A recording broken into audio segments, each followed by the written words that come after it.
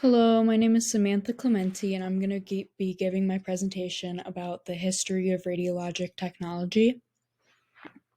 So, the founding father of X rays is Wilhelm Conrad Röntgen.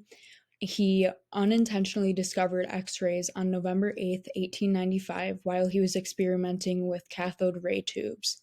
This led to the discovery of invisible rays capable of passing through most substances, leaving shadows that could be recorded on photographic plates.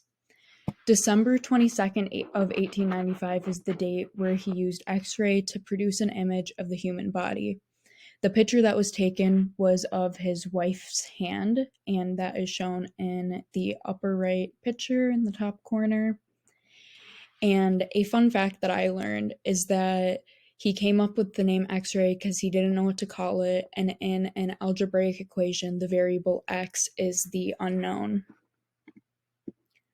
Because radiography was considered a form of photography at the time, professional photographers with no medical background were the first people to purchase and operate X-ray equipment.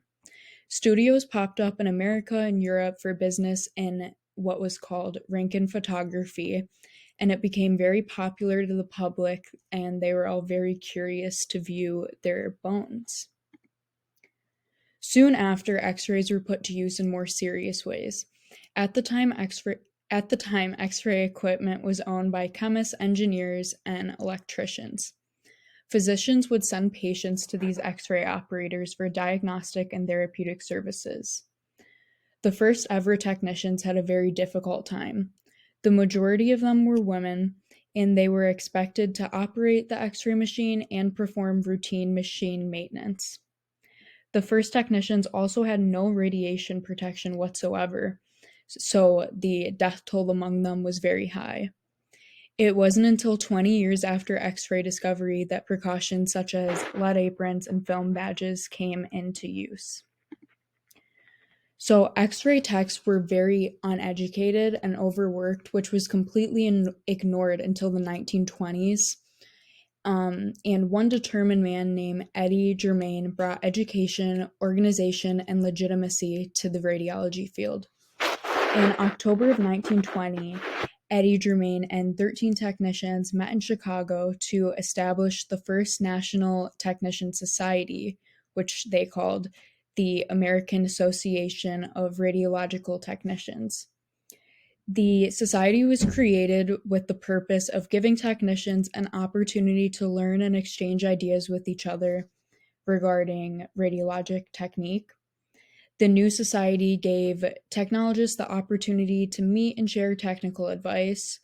This society's name would later be changed to the ASRT, or the American Society of Radiologic Technologists.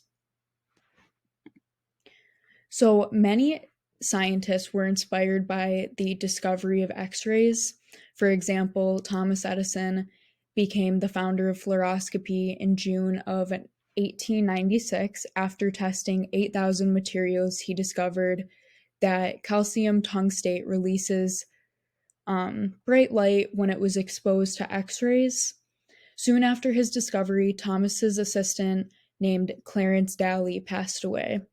This made Thomas rethink his choices, and he eventually ended up abandoning his work in 1903 after he realized that health hazards came with repeated exposures.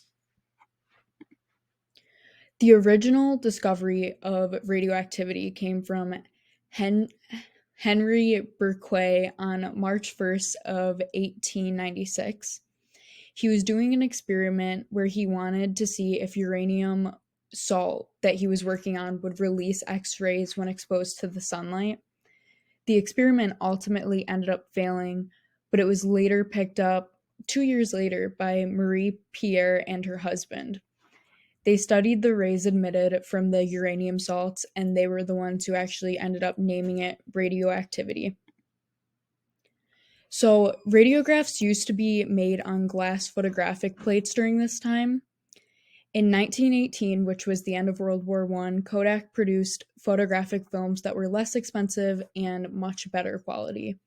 These films were picked up almost immediately after they released.